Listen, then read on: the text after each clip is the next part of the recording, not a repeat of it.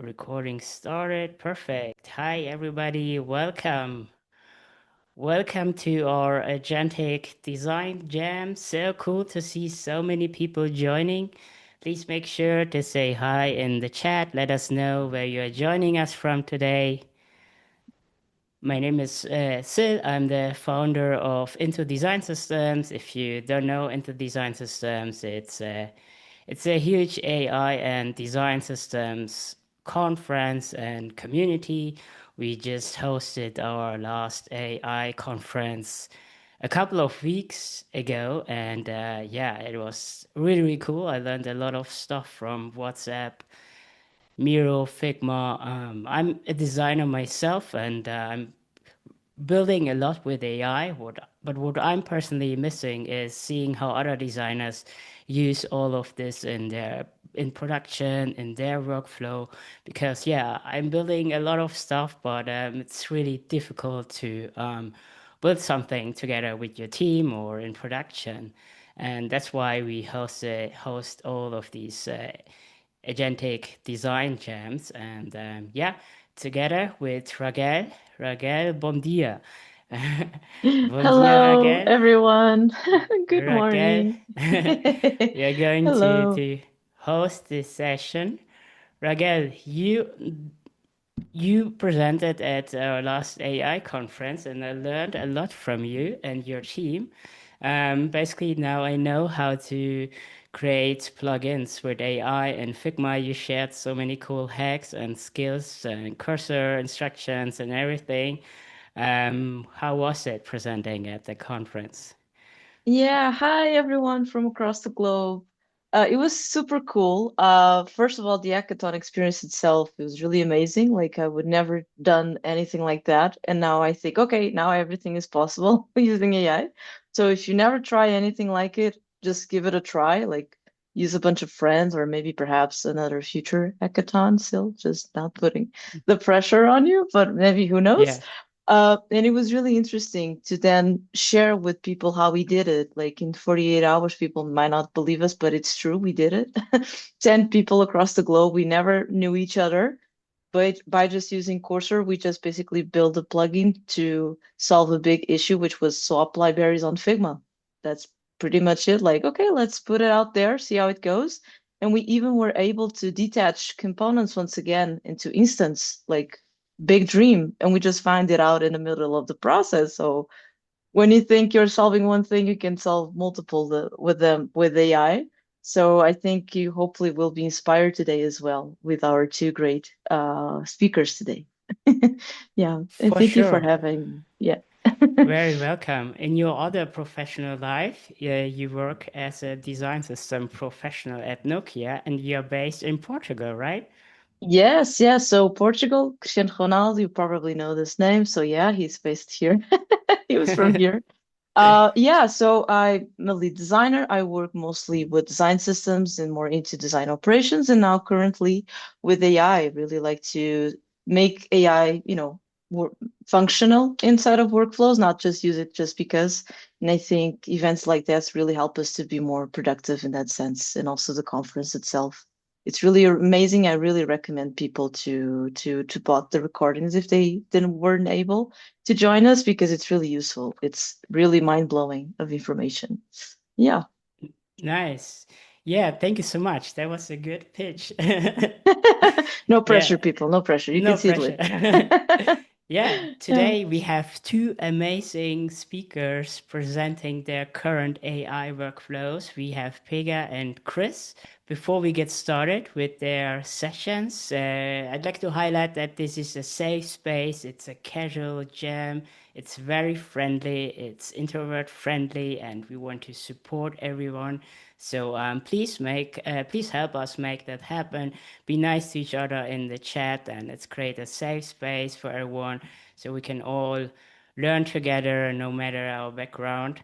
Um, and for that, we prepared a introvert friendly Miro board. Let me show you. Let me share my screen. Just Already making that spam so people can join yeah, us. thank you. So first of all, I would like to thank everyone who purchased access to this stream. With your help, we can make these gems possible. We can get the Zoom license and all of the stuff that we need. So thank you so much, everyone. This session is recorded, and I will share the recording with everyone after the session.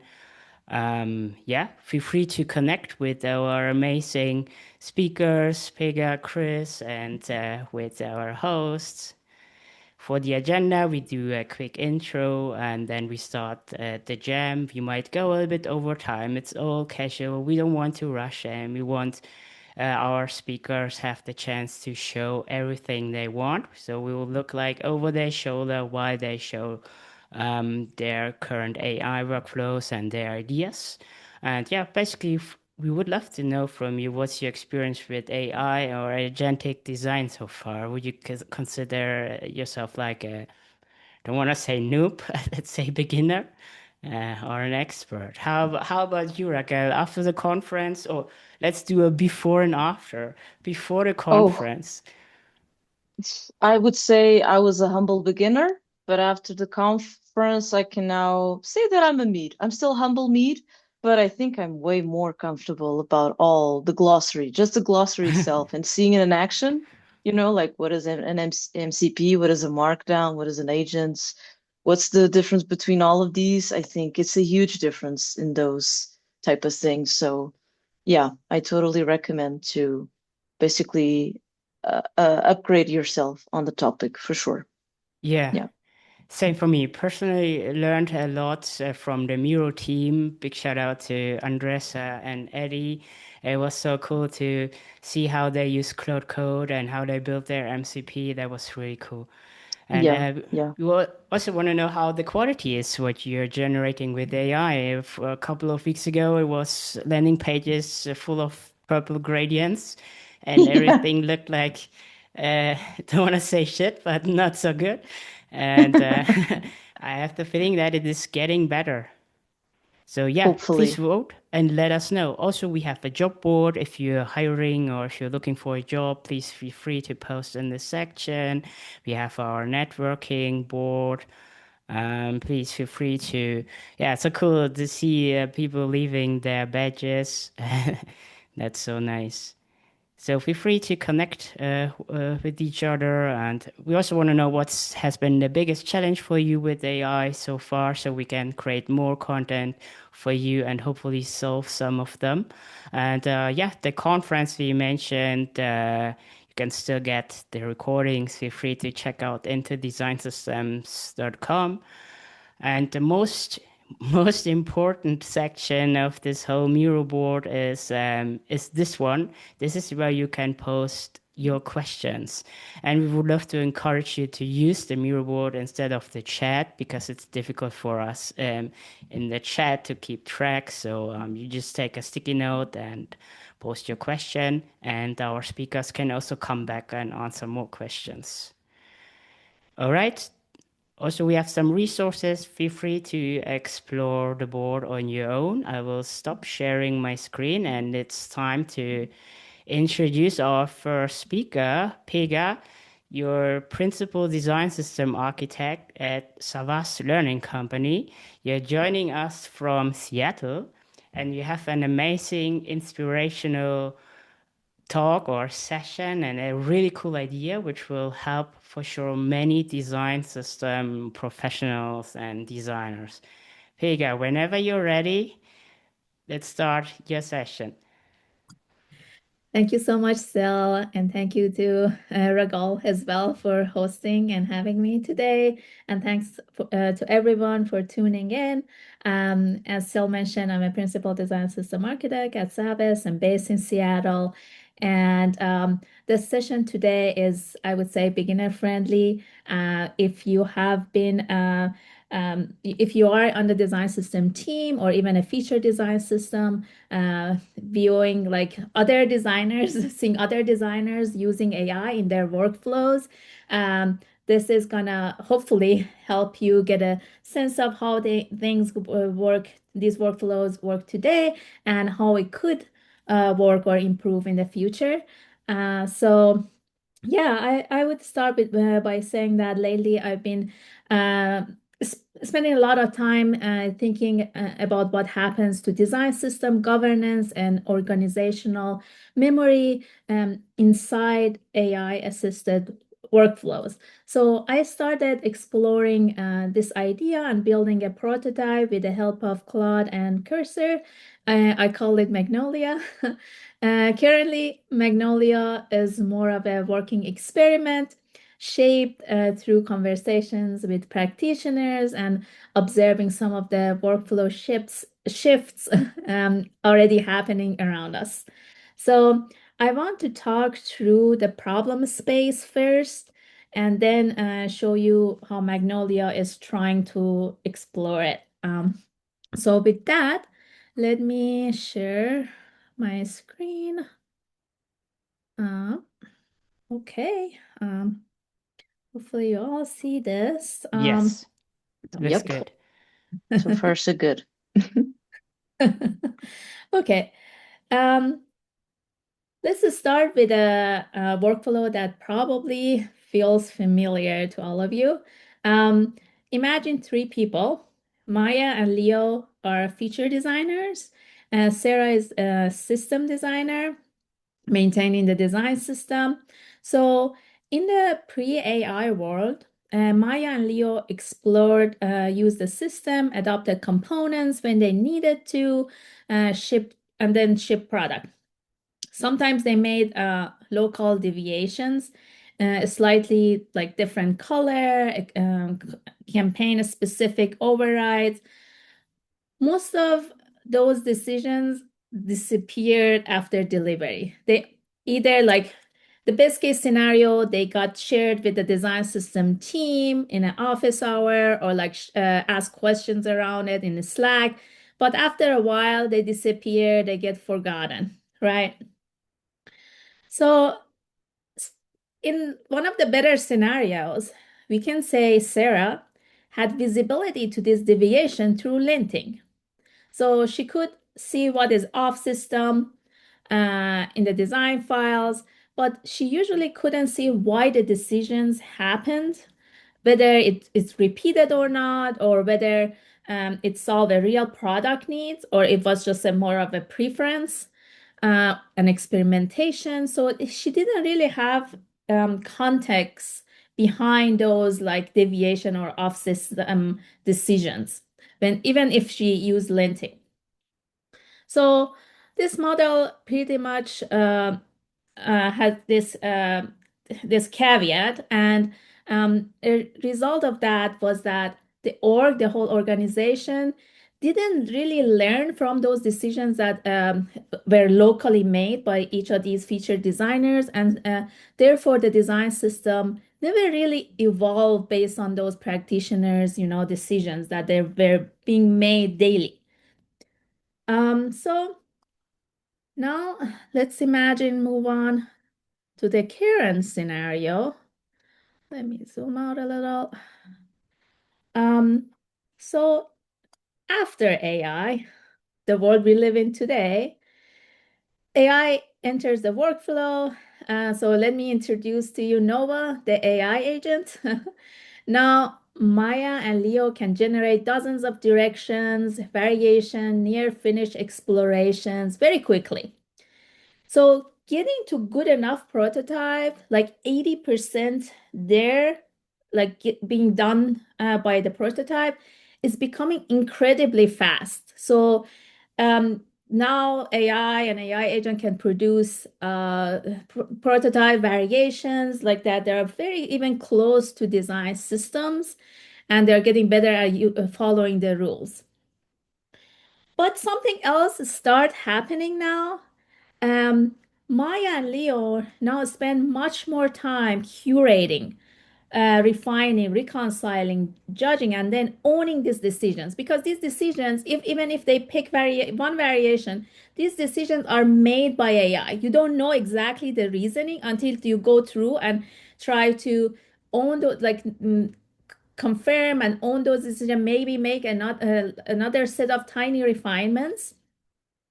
So we can generate dozens of direction in minutes, but humans still have to decide what's worth keeping refine it, reconcile it with systems, decide what should actually persist. So that 20%, last 20% is almost the hardest part.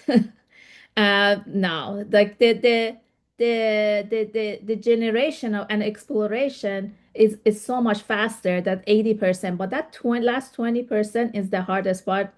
The exploration is not the bottleneck anymore. That the judgment is more of a bottleneck for us now.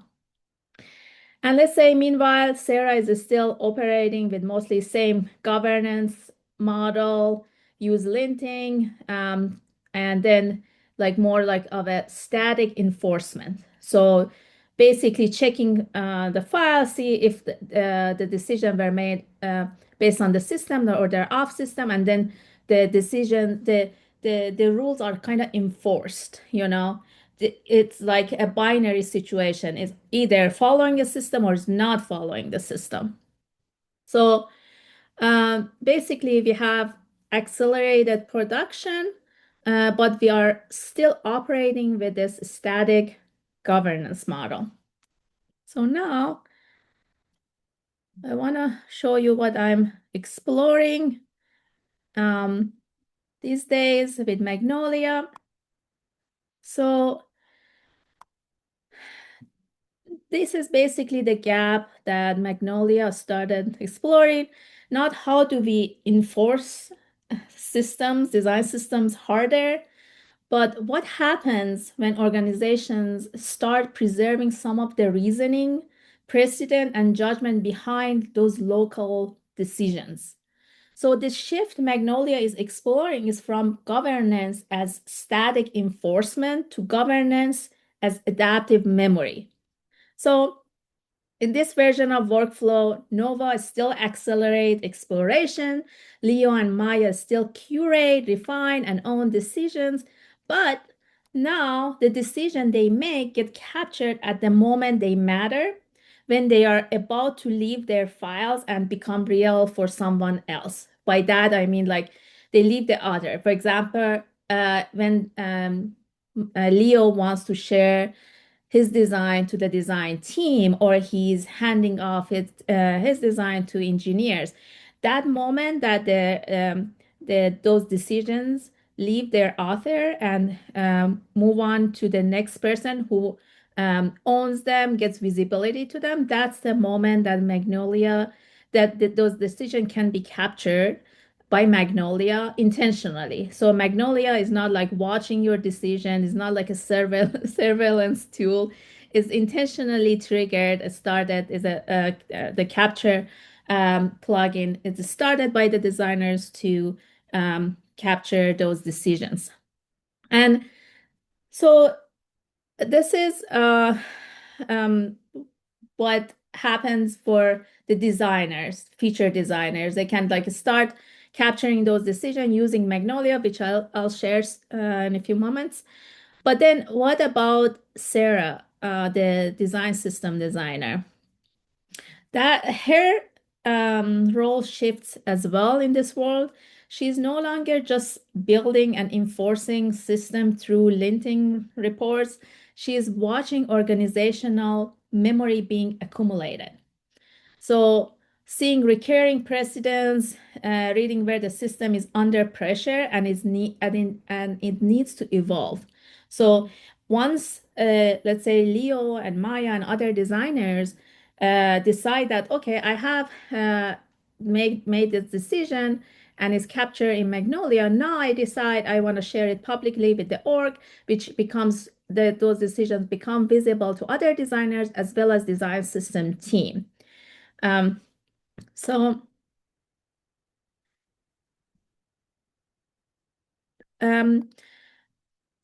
here we realize that AI assisted workflows explore governance, expose governance architecture mismatch, right? Like as I mentioned, currently we haven't evolved our governance models.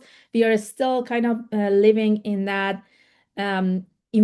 static enforcement type of governance instead of adaptive governance.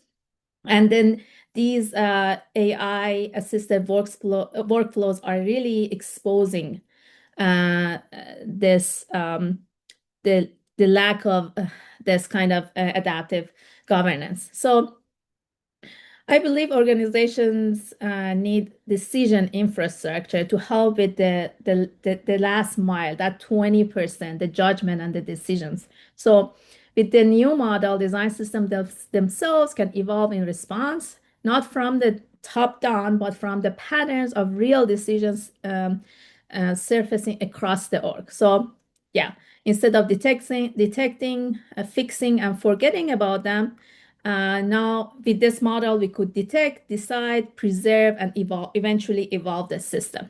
So now, let me show you what that actually looks like through these same people by showing you the working prototype, Magnolia.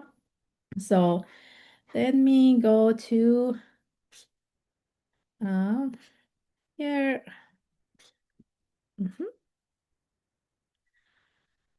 So let's say the team is building a gardening app. Plant tracking, watering reminder, that kind of thing. So the product has been live for about a year. The design system is in a good shape. Sarah, the system designer, has spent 6 months getting tokens, components, and pattern to a place that she is proud of.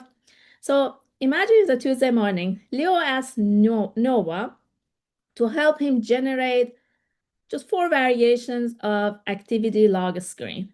This is what Leo has been tasked to do by his project manager. And beside that, the product manager asked him that we want to also include plants into this list besides the flowers that are in the activity log. So Leo basically wants to generate these and with the help of Nova, and then get it to the point that he can share his design the next day in the design review, right? So basically, Nova goes ahead in a few short minutes. He creates these like screens, and then let's say Leo picks one of these screens, right? Here is the screen that Leo picked. And he starts refining it, fine-tuning it, like the minor details and so on and so forth. But it's like he thinks, okay, I feel like I'm in a good place. I want to share it with the design team the next day, but like let's make sure that I'm not missing anything, anything is not off system. So this is where Magnolia comes in. So he runs Magnolia. As you see, Magnolia is still in development. He runs it. He selects that screen and then hits review. And he notices that, oh, this color still like, it's like custom hex code color, hard coded. And he realizes, oh, okay, it makes sense because we just added plants in addition to flowers, and we don't really have, he realizes that they don't have this color in the design system defined as a semantic token. So like to get to that point, he can like say, revisit this. And he can, he's like, okay, I actually fine. I don't need to necessarily change this color. I decided this is a good color. I just want this to eventually become a token so I can use it. Other people can use it too. But I also want to record this as a decision that I own now, not just the AI agent, but I want to record this. So it says like, I don't know, this color, we need semantic colors for text like plants or something along those lines. And then right now he decides, okay, what kind of decision type is this? He can say like for now is exploration, and who actually is final approver of that right now is the designer override. We can select that, but like there are other options here you could pick. But let's say he's fine with this and he wants to keep this decision private, which means that he is the only one has visibility to this, but he wants to at the same time preserve this decision. So if like a question came up in the design review, or just like if there are a lot of decisions that he's been making, he can remember that. So he preserved that decision.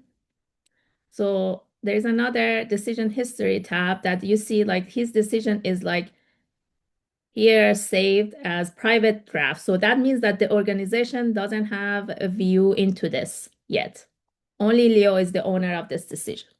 So, okay, now the loop is not completely closed yet. I want to share what happens now that uh,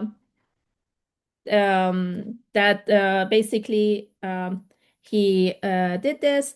Let's say he's the next morning he goes through the design review. He shares this mockup with the design team, and everyone is like, okay, yeah, this is a good decision. We want to keep it, and he feels more confident. So he goes back. He's like, okay, now that I'm comfortable and I'm about to hand this design off to engineers, I want to actually share this with the org and with the design system team. So let's say I want to make this public now. And so he goes back to this Magnolia, and you see that decision is still here. And he says, I want to share this precedent, right? So now this is publicly shared with the org, which means let me share with you the feed that Sarah, the design system designer, has the view to it. So let me share the feed with you here. You see the view that Sarah has, the design system team has. So you see like the decisions have been accumulated here that were shared intentionally by feature designers through across the org. So this is the last decision basically that, let's say, like it was made in the org by Leo. So this gives Sarah a visibility, and also not just Sarah gets visibility to this, but also other designers in the org gets visibility to this decision because it's now public. The note that I want to make here is that the good thing for a design system team is that now for now this is like I build this as a filtering, but eventually my goal is to make this more proactive with the help of AI, like surfacing the tokens that accumulate, the similar tokens that they can evolve into an actual pattern and evolve the design system. But now like basically the Sarah can go say, okay, minimum recurrence like two, we don't have it yet, 2, 3. But once it gets to the minimum 3 times repetition of the same decision, then they can turn into an actual, token. So we have 3 precedents of this. Now there is a pressure that design system feel in this specific area that we can we think we can actually turn into a real token now, semantic token. So, but the loop is not still closed. I want to say that the main value of Magnolia, I think personally, is when the recall actually happens. And by that, I mean, let's close this. When the next designer, Maya, let's say she's part of a different design team, and she's tasked by designing this other screen, garden screen, and the zoning area. And she's like, okay, I need a green for this fern, but I don't find a screen yet, like in the design system. Let's say this is 3 days after Leo made that decision. So she's like, okay, I wonder if anyone else has already explored this idea. So that's where she can, let's say, go back to Magnolia. This is now in the same file. It's just for the purpose of demonstration. But let's say she now sees this like color has been explored by someone else in the organ, it has been made public, and she can like then follow this. This is the next step for Magnolia. It's not built yet, but basically what happens, she can follow this precedent, and you can basically see the lineage of the decisions that being made in the org. She can see them because this is part public. And there are options also to, if you don't, you later on you realize this is not a good decision, or to another design review you realize that this wasn't a good decision, you can retract it, but that retracted decision will not be removed from the design system feed. It just says that it's been retracted or superseded. So yeah, I would say in the future, I would like to make this more conversational. So actually, Maya can ask Magnolia, let's say like there is a AI agent within Magnolia, ask through a chat from a chatbot, has anyone already explored this? So she quickly can get answers through just like chatting with the bot. And so that's when actually the loop is start closing, and like people follow this certain precedent, and they accumulate within this feed.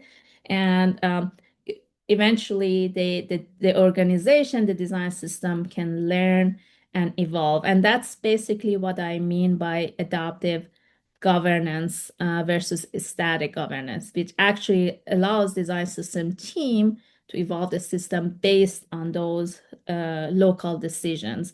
And I'm just gonna pause here, stop here, and see if there are any questions, any feedback. I would love to hear from everyone.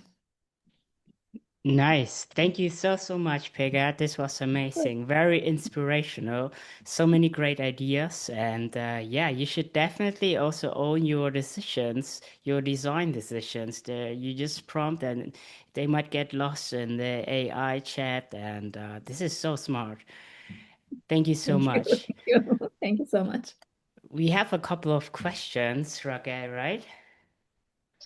Yeah, I think at least most of them are focused on a bit on how to get started, right? Because at least we have one that is like, what is the first step in creating an agentic design system? How can I build AI-friendly documentation for the system, and where should that documentation live? So I think with your example today, maybe you can inspire a bit on how you start building Magnolia, or how would be the first step where people make their own Magnolia in that sense. Yeah, yeah. Um, so that's a very interesting question. Magnolia, it's basically a decision infrastructure. It kind of works like a memory for now, for Mm-hmm. mainly for design systems, because the design system are great, use case Yeah. for that memory. So it's like it's kind of very different from static documentation. Static documentation don't evolve as those decisions are constantly being made. So it needs to be somehow capturing those decisions, that the fleeting decisions that are being made, capturing those from the meetings, from the like all of those. Where do they actually live in your Mm-hmm. organization? Are they in the files? Are they in Slack? Where do they live? and you need to be able to capture those decisions and have basically a viewport, for the design system team, connect these capture surfaces to that feed so you get like a high level bird's eye view of all these decisions that are being made daily. And this is just like a very scoped down version of this. In reality, they might be like, I don't know, hundreds of decisions maybe being made in big orgs, in Yeah. large orgs. Like this can be really like a lot. So that feed can get really busy really fast. So you need to also be able to manage that, provide some affordance for the design system team to be able to, manage that feed. But like I would say, start by thinking about how you can capture all those decisions from different surfaces, Yeah, for sure. And I think you already answered a bit of this follow-up question, like how might the features of Magnolia differ between small and large enterprise size design system teams in the future? Because as you were explaining, depending on the size of the company, this might differ a lot, right? So I think you already covered a bit of that. Let's see. How to get better results because having the markdown files for every component and design tokens and guidelines isn't enough. Or maybe this one is more related to you. How do we motivate designers to put time and effort into documenting and sharing decisions? This is a good one. Yeah, this is a great one. Actually, Yes. this is the hardest part, that behavioral shift that it will have to happen to get to this point of having collecting those precedent. Designers need to capture the reasoning. It doesn't need to be long, it just could be very short, brief, but it needs to happen. This is more like I was talking with Mark, one of the earlier agentic design speaker, and he had a great point. He's like, I feel like this is similar to tokens. Originally, there were a lot of resistance to tokens, but Yeah. once you realize the value of it, the value you get out of it, you realize how important it is that other people can use it. You in the future can use it. Eventually, hopefully helps people to realize the importance of it and document it. But also, I would say another important part of that is when that uh, document should happen, documentation is, I think it shouldn't be around the time that designers are exploring and they're in the state of flow, they don't want to be interrupted.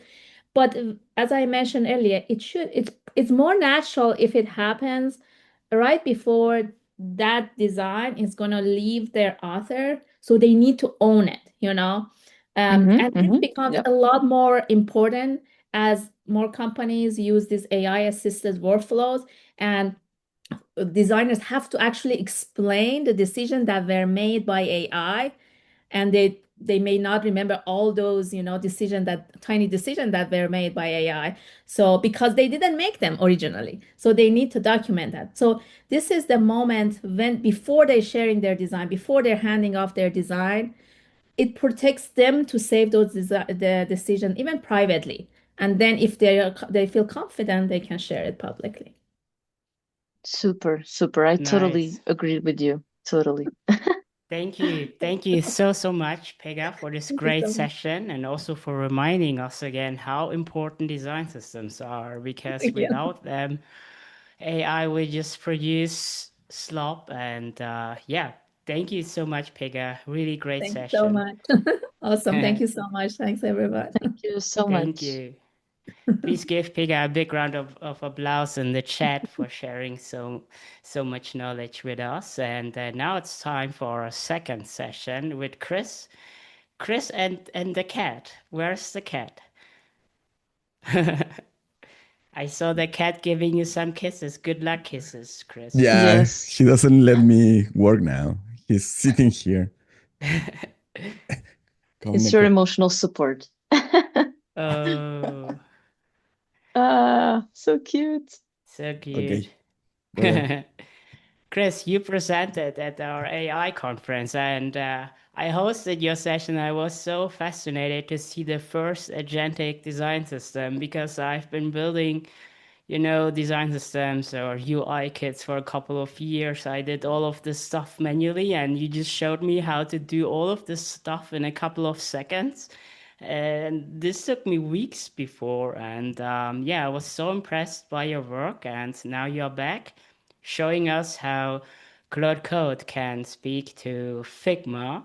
And we will do this session in an interview style. So you will show stuff and we will ask you questions from the chat and from the mural board. Chris, you are also a design engineer at Enara Health, is it correct? Yeah, that's correct. So what do you do all day as a design engineer nowadays with AI? How does your day-to-day look like, and how is it different maybe from before? I will say is way different because I'm trying to most of the stuff that I show at the conference, it was me trying to really do less work for myself because I'm trying to encode decisions and it's super close to what Pegah was talking about. Like, okay, we have to document those decisions, but moving from that, I'm trying to encode how those decisions can be executed, you know, and that's you can think of that like me designing the environment where the dev team can execute the design, right? So we are defining the tools and building tools for design, but also for dev tools, because most of the infrastructure I show is really dev oriented. And it's not because I'm a dev, but because my team is a lot of devs at me, right? So, Nice. so yeah. Yeah, Chris, let's go.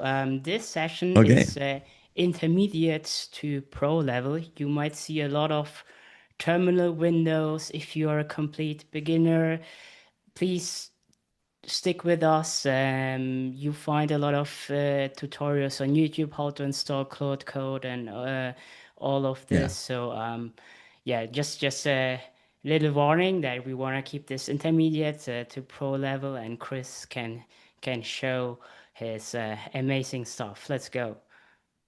Okay. So the demo actually is super short, but I want you to show the process to get there. So I will just share my screen.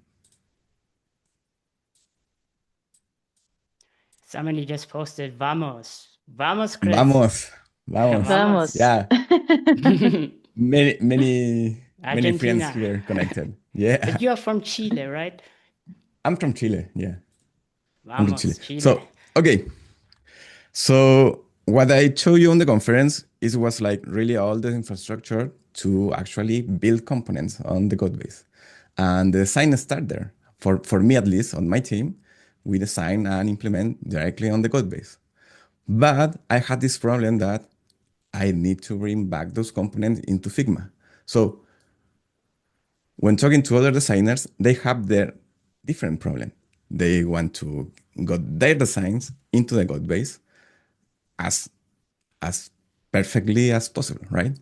So I noticed that I were using like the native MCP, the the MCP from TJ, but I really like more the CLI, the Figma CLI. That's actually from Seal, and mostly because I will start with this distinction because when you are using an MCP versus a CLI,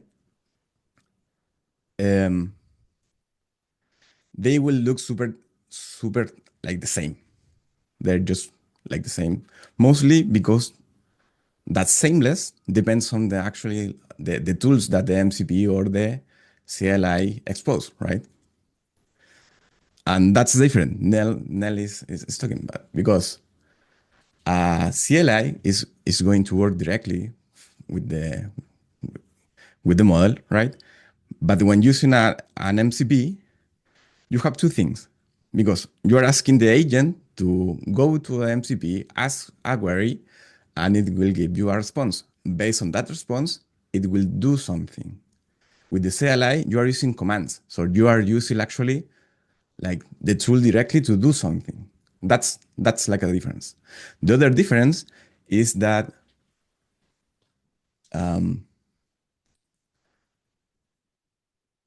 sorry, I lost my idea, but It's that fine. happens to me a lot. It's fine, Yeah, Chris. Just continue. I'm yeah, exactly. I'm so happy to see somebody building on Figma CLI, the CLI I created or I'm building. Yeah. So I'm so excited and to see like a comparison between Yeah, MCP and CLI. CLI is exactly. using less tokens. Your context window will not get flooded like this. Exactly. The other thing is that MCP is a little bit more secure in enterprise Exactly. because the CLI, yeah, I remember the other difference. The other nice. difference is that, for example, Claude, you have like a new such limit, right? You are going to go like hourly or daily or weekly usage. When using an MCP, there is another limitation. You have a tool limitation. So when you are using an MCP that is not very optimized, you are going to get to that limit really fast, right? And I know this because I built myself an MCP for something else. And on 2 queries, I was using my daily, my daily uh, Oh, tool the usage. pain. Yeah. Exactly, right? Yeah. So that's different. That's different. Uh, so those are the differences, and I really like them, the CLI, but again, based on the tools provided by the MCP or the CLI, you might find that on some occasions one makes sense over the other. And to answer this question is not that they are built differently, but for example, Claude have a tool usage limit when using MCPs. That's different. It's like with the Claude design. Claude design has its own limit, right? So okay, back to this. So I was really interested on how to Claude can speak Figma because I was trying the MCP tools, I was trying the Figma CLI, and most of you, I know you can relate to this, that when trying to do something using these tools, you will have like decent, decent output, but not perfect, right? It's always at 70 or 80% close, right? And it's because you will think like this, right? Models are trained on general stuff. And Figma is a domain specific tool, right? It's like expecting Claude to actually use Photoshop correctly or actually use Miro correctly, right? So what we're missing right now is like a translation layer. And I will show you this. Okay, so first I will have, you can see on the right side, I have a Warp open. And Warp is a terminal. I like Warp because two things that you will like. First, you can have like different tabs. I can go into different tabs and I can rename these tabs and I can color code these tabs. That's one thing, super designer. Nice. The Nice. other thing is I Oh, can sorry. open different windows here. So I can separate this. And for example, how I use Word is having each tab for a different project. So each project is in a tab.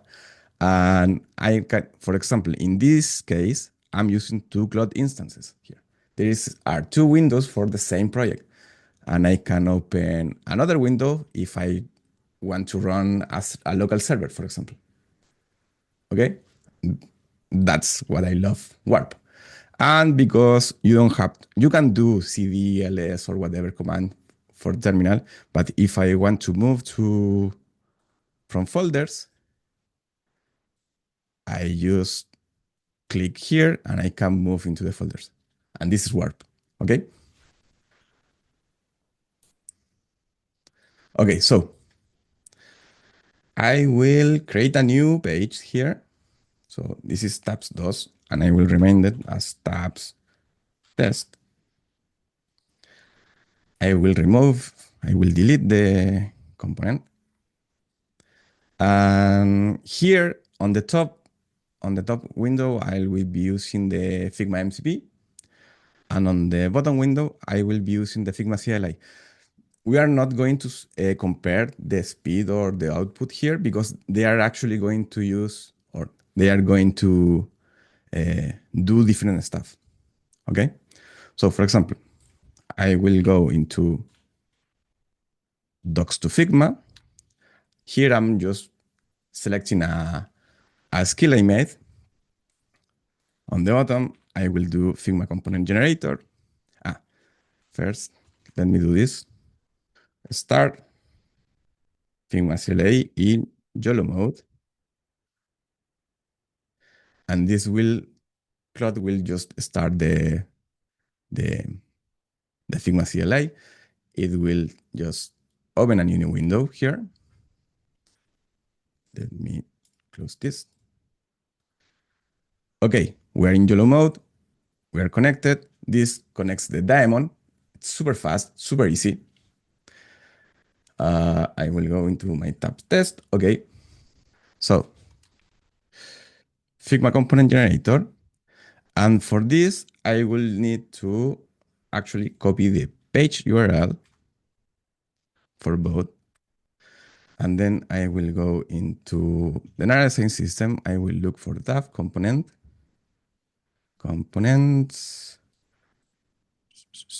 tabs. Okay. I will copy the path. Use that. And there we go. So what the expected output from this?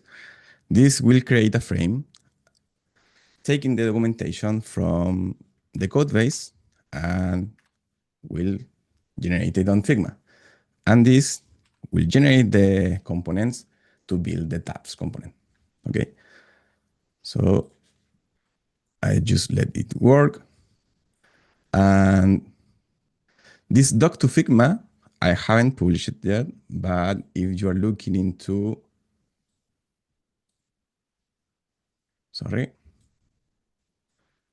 close the skills here. This Figma component generator is published on my GitHub.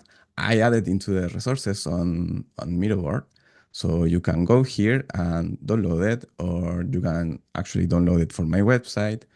And it will not work as is for your use case, but I added a README on how Claude should adapt this to your own code base. Okay, so what I have been doing here is actually like trying to reverse engineer how Claude will build stuff on Figma based on how I build the stuff on Figma, right? So when creating the skill, I was teaching how Figma works, like how the Figma logic works. So I'm just translating to this. For example, if you go into the Figma component, well, this is still working.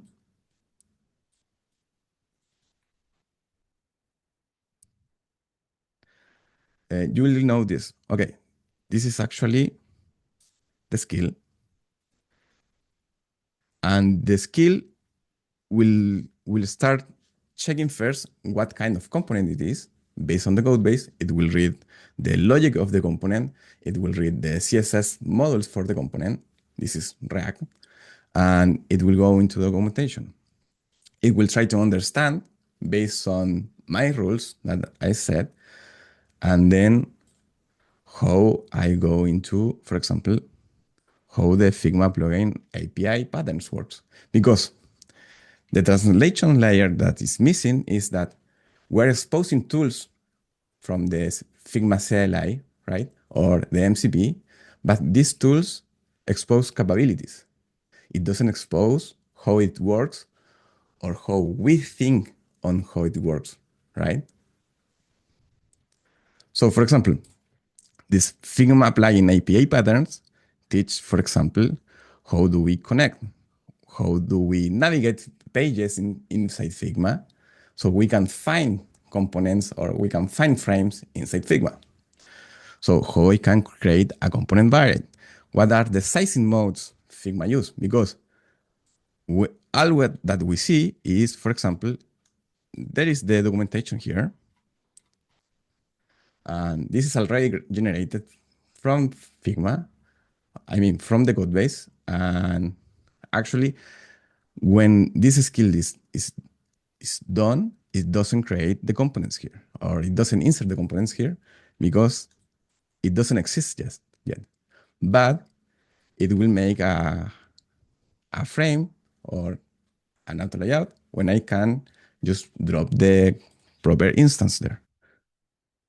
Okay, getting back into this. If I go here, yeah, we go, for example, this is where the width is set or the height is set. And here we choose the actual variables, right? Or here is the fill. But Claude doesn't know that because it cannot see the UI, right? So we need to say, hey, Claude, this is how you use the UI, or actually what are the proper tools from the CLI to work on Figma.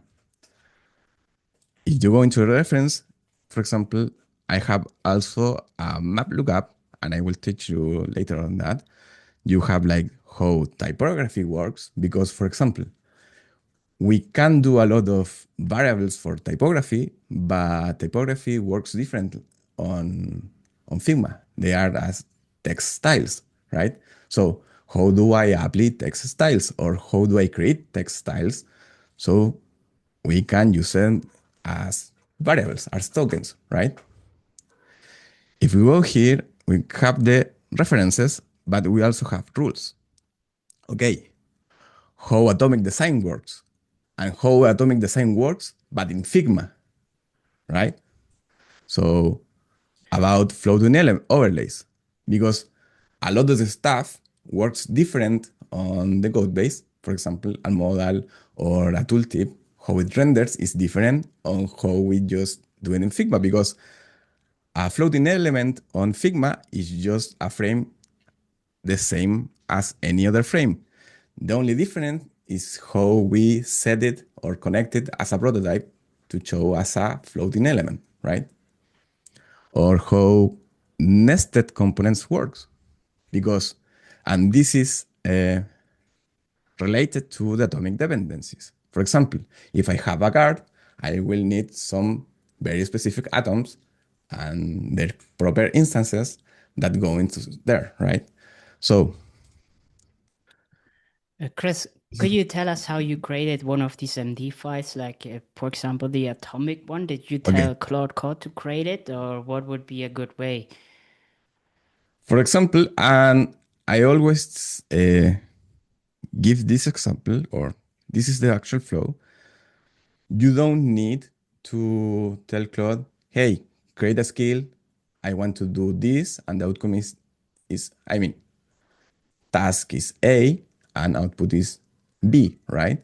You can go with it like this, or you can go into Claude and actually doing the full task from end to end, like, hey, Claude, we are generating a component. This is how it's done. We start building, and after we completed the task, hey, Claude, can you convert this into a skill? Convert this interaction into a skill? Because every issue that you find on the way to complete the task, it will be solved on the actual skill because you already solved it. Yeah, that makes for sense. example, instead of trying to, hey, build a skill that do this. Okay, this is the output. oh man, I found those issues and try to fix those issues.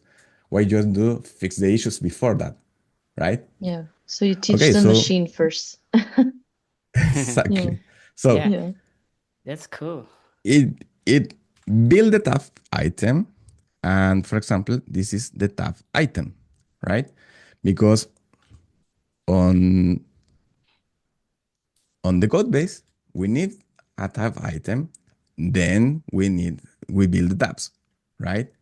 So when we are creating these components that actually needs another, Figma has to know that it works like an atom or is a part. In the code base, this is all in the same logic. This is the tab item, these are the props or the tab item, and then you group them and create a tab component, right? So we build it separately on Figma because this tab item will have their own properties and this will go nested inside the tab component. It's different. And that's the difference on how the Figma logic works versus the code base. Once Claude knows this, it can start building actually the component. And then you can go the other way around, right? Because it already knows the pipelines or the particularities of doing this, right? So you can think that uh, I'm showing you this on Figma context, but you can do or this same apply to whatever you are doing with Claude or building skills. And this can be on Claude, on Cursor, on Codex, or whatever, because they all follow the same standard, right? The same spec or the same way to build this kind of stuff, right? So you are trying to really into, and maybe I'm going ahead, but for example, I saw on the Miro board a question about, hey, how I get into the tools or what tools I should be using. And I always say, try to go to the base, to the raw output, the model. Once you can do stuff with the model, with the baseline, whatever tool you use, it will be the same because they are on the same model. The only difference is that they're adding system prompts. So for example, when you are using Cloud Design, when you are using Figma Make or Lowell or whatever, probably you can even choose the model. I mean, you can go into Cursor and choose Claude. You can go into Figma Make and it uses Yep. Claude. You can go into Cursor and it uses Claude, right? But they are adding their own system prompt. And their system prompt is that the difference you see on the output. So for example, you can do stuff on Cursor and it works wonderful. And then you go into Claude in the terminal and it will look super different because Cursor adds some stuff looking for a specific output or a specific look. For example, you can do the same. That's why when you do the same prompt on Lowell and Figma Make, you have very different look and Yeah. feel. And it's Yeah. just because they have a different system prompt. When you go into the Claude in the terminal, you don't have that. It's more difficult because you need to add more context. But context has to be on the right time and the right amount, right? Yep. And for example, yeah, on what's Branimir is saying, you basically are reverse engineer. Yeah, that's what I'm doing. Okay. API error. Okay, don't I, worry. I did a poll on LinkedIn and most people are using Claude Code. I'm Team Anthropic. Raquel, I think you are Team Cursor. It depends. I think now I'm more Team Claude actually, so it depends. Yeah, I think Cursor is more friendly for beginners with the auto mode because while you're not too comfortable about the experience with the LLM, it helps you because it make that decision for you. But once you know and get to know, each personality, let's put it like that, then you can do the upgrade and see, okay, I like more Claude, I like more Gemini, I like more Exactly. this and that. Yeah. Yeah. I used Cursor a lot also to build the Into Design Systems website with Sí. Shatsian. I was a complete beginner a month ago, and it was really good for me as a starting point. I always was annoyed to see the terminal, but once I got into this terminal and skills and all this stuff, Yeah. I'm doing everything on my computer with Claude Code. Sometimes I'm even too lazy to find something on my computer. I just ask Claude Code. I do bookkeeping, Yeah. everything with Claude Code, empty Exactly. trash, everything. Yeah. Okay, so we have technical issues here because an API error 400, and this is because it cannot process the image. I was trying to make Claude to, okay, forget the image. It's trying to get a But screenshot it's to stubborn. actually Yeah. see what is what it does, but this already break things. So I will stop the demo here because I can restart and we'll just take more time on this. But the component generator skill do this.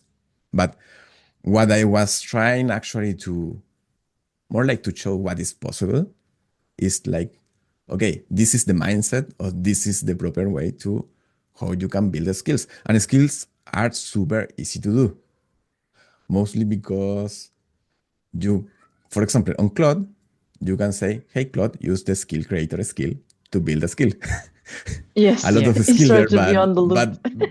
exactly, exactly. It Yeah. has a skill creator, or you can find the the schema it follows to create a skill. It's just Yeah. a markdown with a from matter. And the other thing that most people uh, are missing when doing skills is basically skills are instruction, like step-by-step instructions. And those Mm-hmm. instructions can trigger other skills or can have conditional loading, or they can go and use a script, or they can go and use a schema. So when you are using schemas and scripts, you are actually providing a programmatic layer into the skill. So the Mm-hmm. output is more consistent. Yeah. And when I talk about conditional logic into the skill, it's about the different decisions the skill can go, or the different paths the skill can go based on the context. For example, on this Figma component generator, one of the conditional paths is that, okay, I notice I need to generate a tab item before generating the tab. So I will Mm-hmm. need to load where this is on the rules and how to do it, and then keep working on the task, right? Okay, let's asking, could you tell us briefly what is the difference by a schema, skill, and other guiding docs? Okay, Yeah. as, That's a good question. as yeah, a schema is more like a template. It's just a template. You are telling, let me, for example, if your skill is generating component documentation, for example, or component metadata, you can have a template on that. This is the required stuff it needs to fill. You are not telling, you have to tell him these are the sections and how and why and with what you need to fill it. The information is a template. A schema is a Mm-hmm. template. Yeah. Yeah.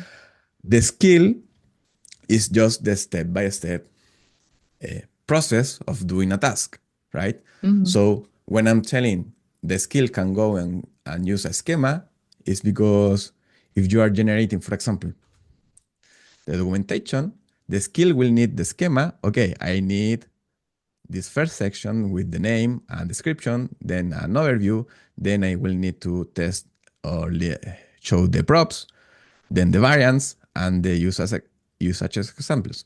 Then, okay, when we are talking about tool, is, for example, when you are using an MCP or the Figma CLI, they have tools, but it's exactly the same as a skill. Actually, you can start building skills for MCPs, and they will going to be exposed as tools, but they are basically the same. They are just a Markdown file with instructions, right? Yeah. I think Liz probably can. I think Liz is giving a very quick explanation because it goes to the API calling, right? It goes to the features that Yeah, Figma has yeah, available yeah, on yeah, the API, like search or yeah. use and stuff like that, right? Yeah.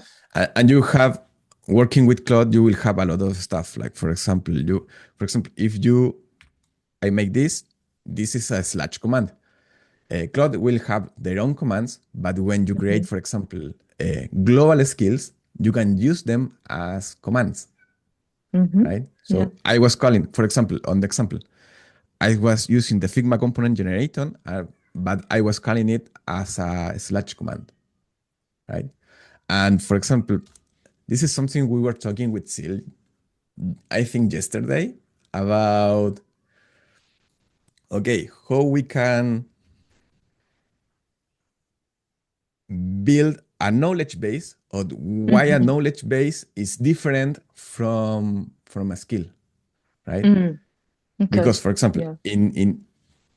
in my skill, I already introduced the knowledge base. This will need to work, right? Yeah. But what happens when Figma updates their documentation or change how an API tool works different, right? You're right. So Yeah. how can we keep our skills updated without needing to update the skill? Yeah. Okay, so That's a good point. Yeah. you can think on knowledge bases as this can be an index, or this can be something external or a reference that the skill can go. For example, as on a skill, you can do, and this is something that Claude does is, for example, Claude has this um, Claude code guide. And this is a subagent that's come from Claude. So whenever you are asking something about the Claude documentation, Claude will summon this subagent, and Yeah. it will fetch this. Actually, let me, Their main website, right? Of the documentation. not even so. It's way simpler. Okay. It will call this Markdown file that is Oh, hosted wow. on the web. Interesting. Yeah, so for Okay. example, this Markdown file is hosted, and they just update this. And this is an index with the actual URLs to go into the different parts of the documentation. So I was talking to Sil. Nice. For example, we can do the same with Figma. We can Yeah. parse the word Figma API documentation, create a file like this, and the skills we create just need to point into this index. Yeah. Yeah. And you can do And the you can same to also, whatever you're building. exactly. I was saying that, like, if you have documentation somewhere else, like Notion or personal main website or SharePoints and yada Exactly. yada, you can do the same Exactly. logic. Yeah. Exactly. Yeah, So for that would be example, really cool. yeah, Yeah. there is this, I don't know if you read about this is, for example, light hardness and fat skills that come from, I don't know, Gary Grant or something like that. And this guy tells, okay, when we're with agents, with models, you will like to have a light harness. And the harness are actually like the whole software related to the model. So if we are working on Warp or we are working with Figma, Figma is our harness, like the rules and context and limitations we will have. And we want to create fat skills. And fat skills is because they are going to have the whole context, right? To work properly. And I'm saying we should keep skills lean on the way that they just need the step by step on how to do something, but you will need to move the knowledge base somewhere else. And this is a good way to do it, right? Because, for example, we are building skills for creating Google Slides or documents or release notes or documentation, and they all share the same design guidelines, right? So our design guidelines, if we embed it into each of the skills, once we update that skill, it will get updated the rest, right? Right. So if And we then we keep have some kind of trigger in between, like whenever we publish something on Figma or something happens, right? We create that trigger that will make yes, the yeah. So for example, you can have this same index that, for example, in our case, it will lead to a brand with the different visual guidelines, for example, for presentations or printed materials and stuff. And we just guided into this. And this is the sort of truth on how the visual guidelines works. The skill just need the step by step to go and apply them, right? Yeah. Yeah. Yeah, that's really Interesting. cool. Chris, we have so many questions. Would Okay, you, we can go with them. yeah, We can go yeah. with them.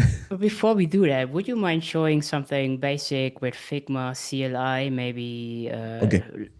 create a new file in Figma and just you can tell load CN variables or create a button or something so Yeah. people get the idea what the CLI in a very basic Yeah. way does. That would be so cool.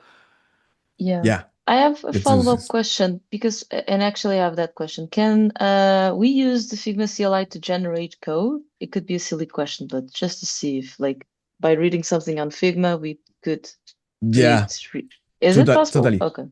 Oh, Totally. cool, Because, cool, cool. for That's example, really cool.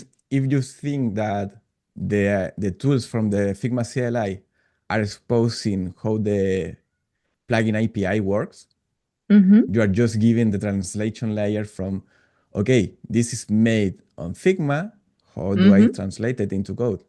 And the same Yeah. skill I built to get from the code base into components in Figma, you can do it reverse, Yeah. right?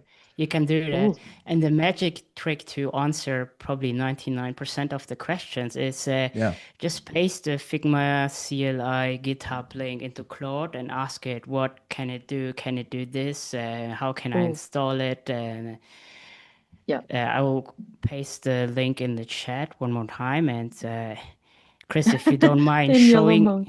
yeah, they will. if you don't mind showing us very basic step by step how to load the Figma CLI and how to do maybe how to create a button or something. Okay. Maybe how to I mean there are some instructions how to install it, but very basic how to get started. You already loaded in YOLO mode. YOLO mode is starting Figma app in patched Yeah, in a patched way. There's YOLO mode, and so the CLI has direct access to your Figma app. If you don't exactly. want that, there's a second version. You can use safe mode. There you will have to connect the Figma CLI with a plugin. So with Exactly. this YOLO mode, it is directly accessing Figma, the Figma app. Exactly. So the Figma CLI is actually super easy to set up. And I have it installed on Windows, but for Mac, it's way easier. It just works directly. So, for example, you go into the GitHub page and you copy this. It can be this part or ESS, CSH, right?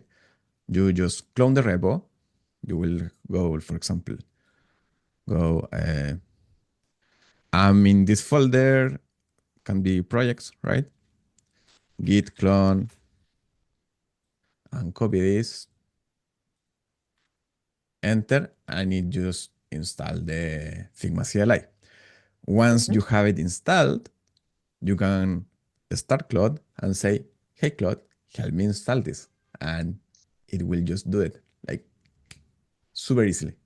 And then you don't even need to remember the actual command for starting the yellow mode. Do as I did.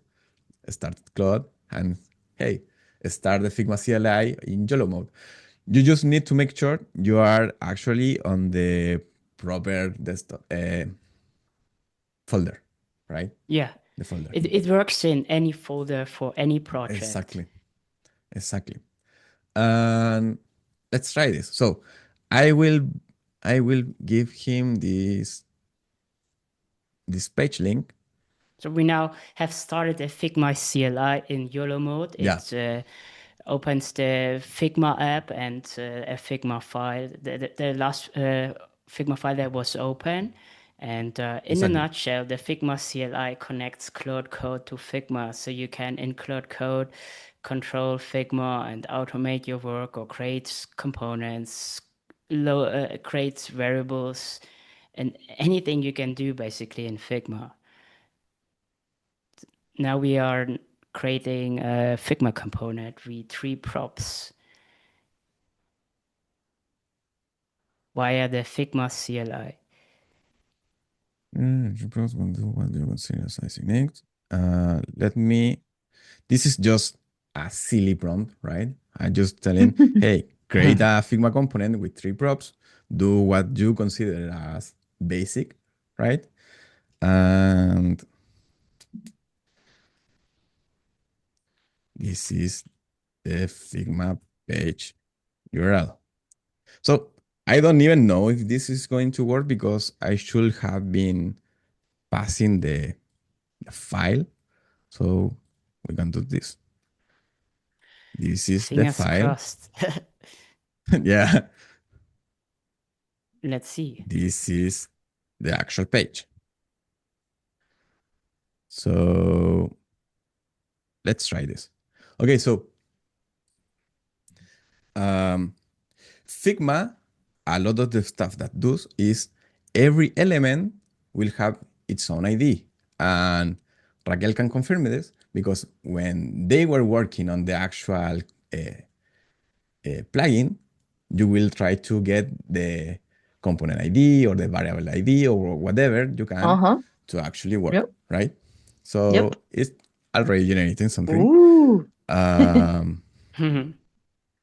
can tell you a prompt as well. You just type load Chrétien variables. Or maybe yeah. We forget that, but maybe you can it can show work. that your file has no variables in Figma. Yeah, and it doesn't before have and anything. after. Yeah, it Yeah, doesn't maybe have you Just can anything. so they believe open us. Yeah. the variables thingy. Props were super silly, but for example, something what I did use. Let me just finish this. Yeah.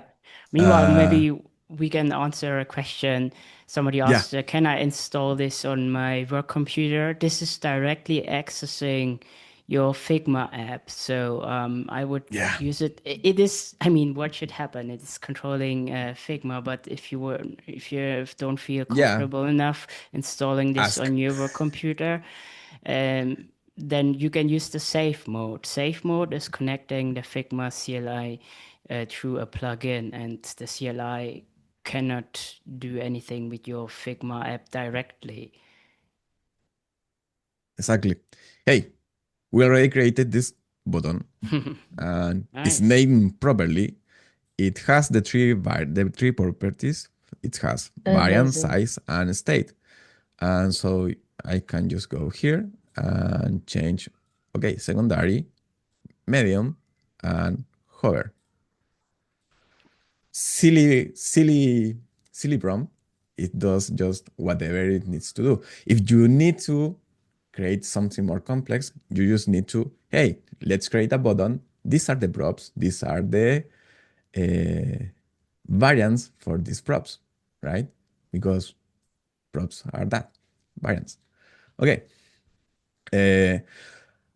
Another use case I did for the Figma CLI was to actually go into, for example, our code base, check how the structure for the folders for the components, and mirror that on Figma. So every page you see here it was created by the CLI.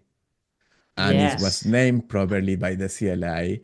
And I told, hey, order them alphabetically. And it just reordered all the pages.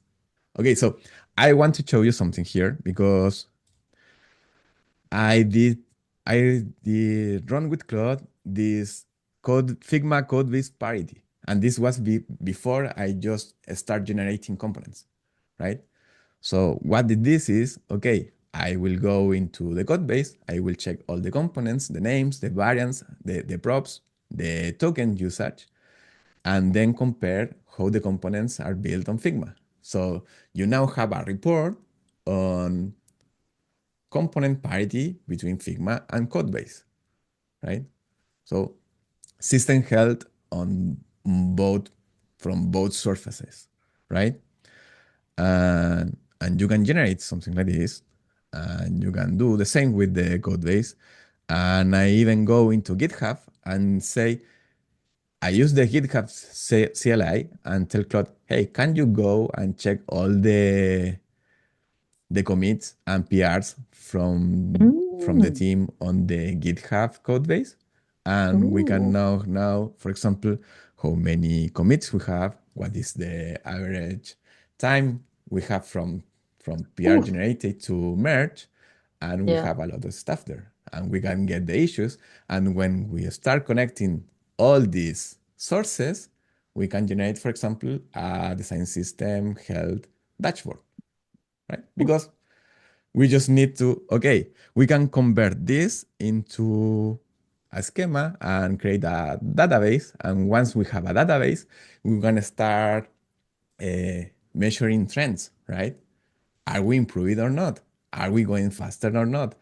What are the kind of issues we are encountering when developing, but also on Figma? What's happening on those surfaces, right? Okay, and there is a last thing I did is, for example, uh, I was talking about Figma elements IDs, right? The Mm-hmm. thing Mm-hmm. is, at for some stuff that, for example, the page ID or the document ID or the component set ID, they are local. They are local to your Figma and not to the Figma library. There is another Oh, thing that really? is, yeah, Oh, yeah, that's a good information. Yeah, yeah, yeah, that's because, a good one. for example, you are trying to do stuff and it's not going to work because the Mm, ID changes. And mm. sometimes they even change when you update the page or you update the file. Ah, really? Ah, Yeah, okay. That's yeah. painful. Okay. So you can do the component key. And the component Ah, key is associated to the Figma library. So it's getting ooh, from the REST API instead of the plugin API. And that's different. that's huge. I Okay. know for the So beginners, this doesn't mean too much, but it's huge, to track yeah, and give an identity and ID. It's huge. yeah, So it's really useful. it's Yeah. yeah, exactly. Because you can, for example, if we are trying to build tools for design teams, Yeah. I'm working with Raquel. I'm doing some stuff on Figma, and then Raquel is trying to do something with what I did. Probably the Figma CLI or whatever tool we are using, if he's looking for an ID, it will Yeah. just not going to find it. Yeah. But the Yeah. Yeah. key is different because it's Ah, associated to the Figma library. cool. Okay, Cool, cool, cool. that's something. And because how I find it, because I was trying to create a Figma map. So if I'm creating components on the code base and I have been trying to mirror or document the same component in Figma, this is probably my own version of Code Connect, right? Yeah. Because Yeah. what I'm saying is, okay, this is the component, this is an alert component. The source is the Figma page, the Figma file. In the code base lives in this relative path. This is the category. This is the page ID. This is the component set ID. So it can actually find it, right? And this is the component key. This is a component set.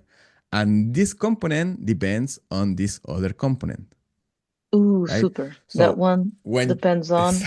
very smooth. Exactly. So for example, if you have the world tree, if you're building components or molecules or organisms, okay, if I'm going into the code base and I need to build this card that also needs a button, an icon, and whatever else it needs, first, it will need to fetch those instances and grab the proper variant to actually put it on the component we are building, right? So Amazing. when the skill done generating the component in Figma, it's update this map. So for example, Oh, going back to the question of can I use the Figma CLI to build stuff on the code base? Yeah, because you know or you have mapped that this component that exists in Figma also exists on the code base. So you are not trying to generate stuff from Figma to the component or to the code base. You are just saying, hey, this is the component we need because you will have your mockup with the variant set. You will have your instances. It will get, this is the instance, this is the variant, this is the layout. Okay, I just need to grab the blocks from the code base and generate it. It's resolving on the code amazing. base. So you are Yeah. not have problem with consistency Yeah. because you Yeah. are not generating stuff. You're just Yeah. Yeah. Yeah. using the blocks. Connecting the dots. Yeah. Yeah. Yeah. Yeah. Yeah. Amazing. Nice. Thank you so much, Chris. This was super, super interesting. If you want, we can show a little bit more Figma CLI stuff together. I have prepared a. Yeah, yeah. If you don't have any more demos, just to show beginners just a little bit Yeah. more how what it can do. Let So me stop there. okay. Okay. All yours. And meanwhile, we can answer some more of your questions if you want. Yeah. Yeah. Let's take a look at the board. Mhm. So yeah, This can one. Oh, go for it. Go for it. My bad. can you Yeah. can you see my screen? On the left Yes. side, there's a Figma file open. On the right side, I'm using Mhm. Ghosty. It's a terminal. You can Yes. Google it. It's a free terminal. And I've Mm. already loaded the Figma CLI. So like Chris showed you, you can download it and then go in the folder and then type Claude. You need a Claude subscription and Tropic subscription. I'm on the Pro account. Think that $20 thing should be also okay. But you need to test. And then I said load Figma CLI YOLO mode. It opened Figma and the new file. So now I'm controlling the Figma app.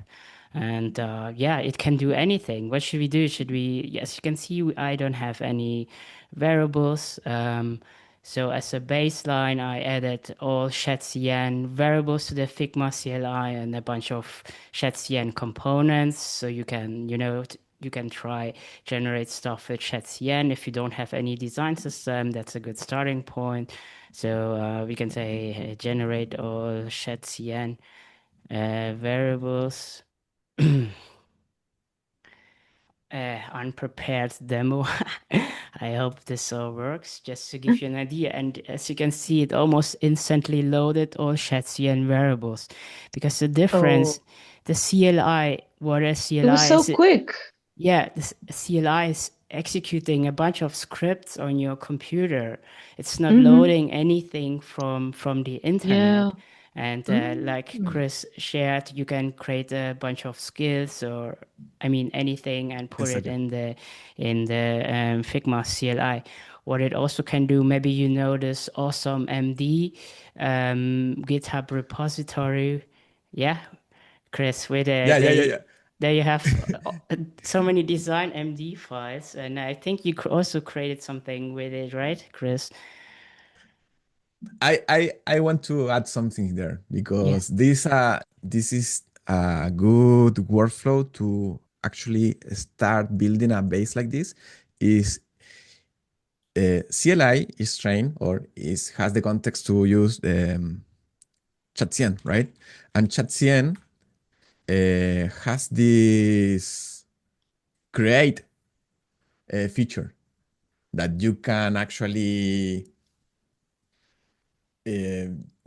like create a template, like modifying the style, the base colors, or the fonts used, and you will get Yeah. a preset from that.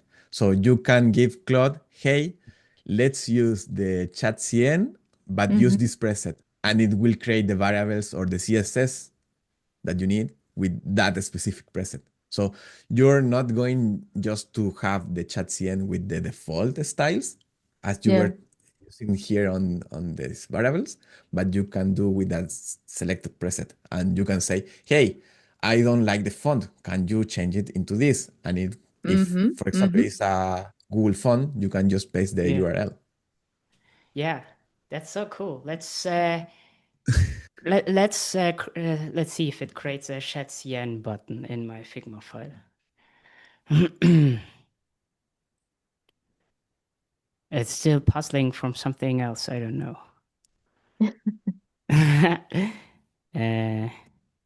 Let's see.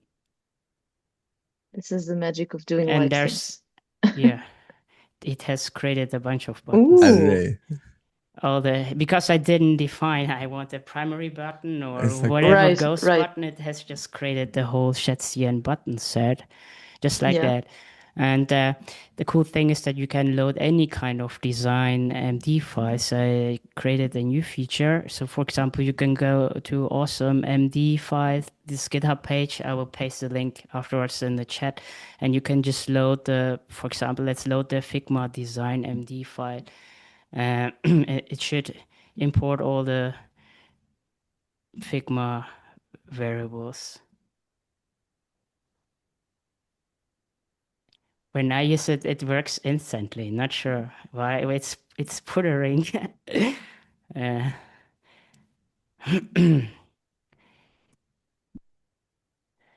let's see if it adds all the Figma design variables. Let me know if I should do another session showing the Figma CLI in detail. I Yeah, we just should do wanted, that. to see, to give beginners an idea how this works with some basic examples. Yeah, you have a lot of reactions, so yeah, all Yeah, in favor. Yeah, also you should have probably your my own MacBook. invited. Your own Yeah. invite. Yeah, it's already imported. It just restarted Figma because I think I have too much stuff running on my computer with the Miro board and everything. But as you can see, it imported all the Figma design variables. Yeah, I So think people believe you. Yeah, just want to see more. yeah.